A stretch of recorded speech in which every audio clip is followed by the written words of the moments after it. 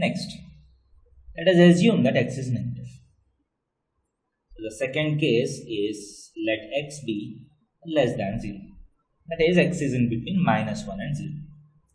So this implies, so if a negative number goes inside sin inverse, a negative number goes inside sin inverse. So where does alpha lie? So alpha belongs to -π/2, 0. The answers for sin inverse x is from -90 to 0. Similarly, where does beta lie? If a negative number goes inside cos inverse, the answer goes to the second quadrant. That is, beta belongs to π/2, π.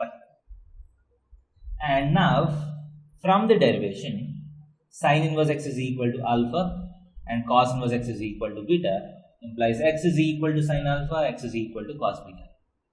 This implies sin alpha is equal to cos beta.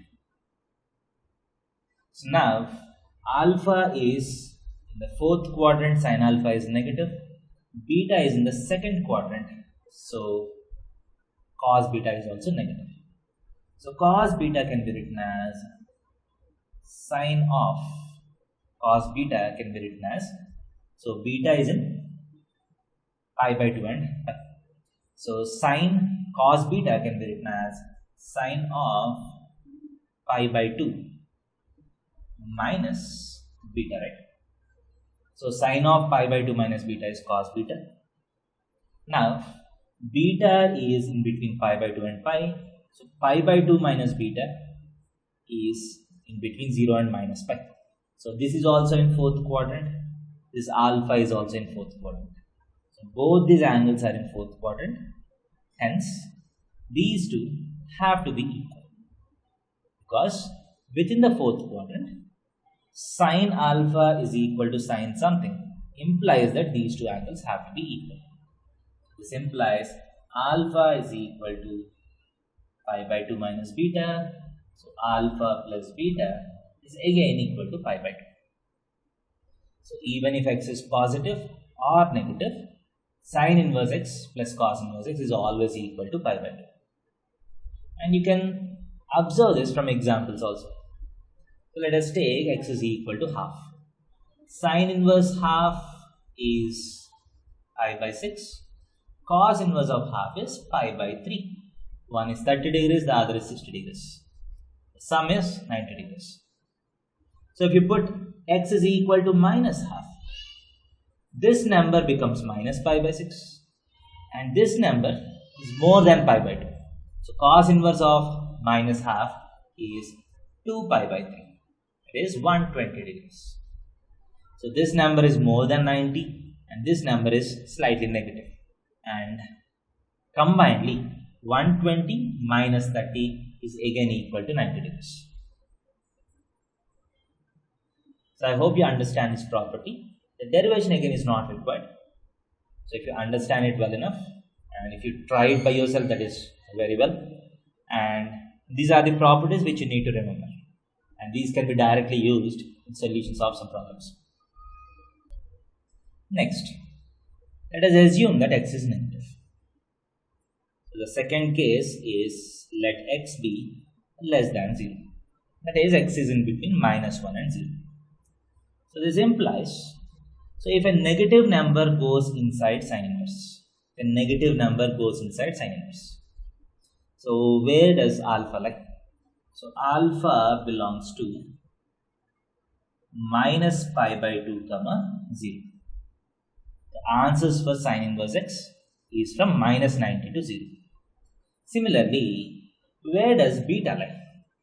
If a negative number goes inside cos inverse, the answer goes to the second quadrant. That is, beta belongs to π/2, π.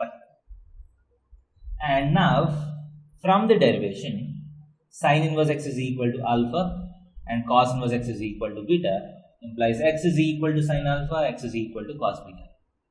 This implies sin alpha is equal to cos beta. So now alpha is in the fourth quadrant, sin alpha is negative, beta is in the second quadrant, so cos beta is also negative. So cos beta can be written as sin of cos beta can be written as, so beta is in pi by 2 and pi.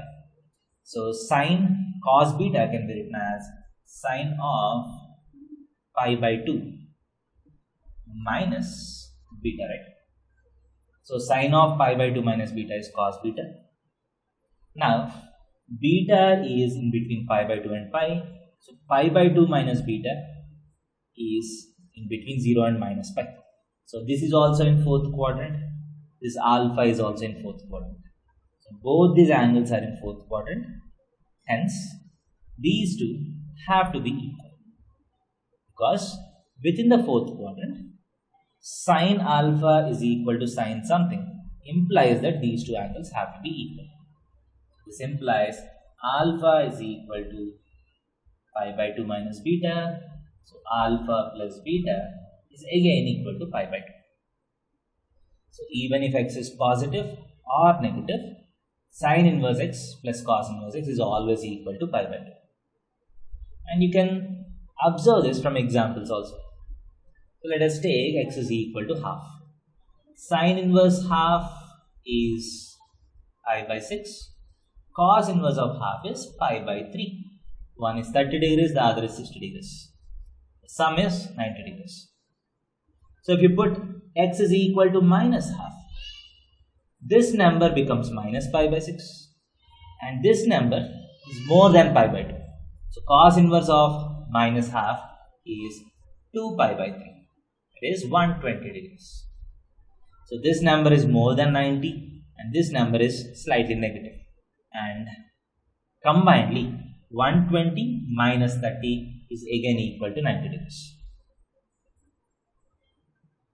So I hope you understand this property. The derivation again is not required.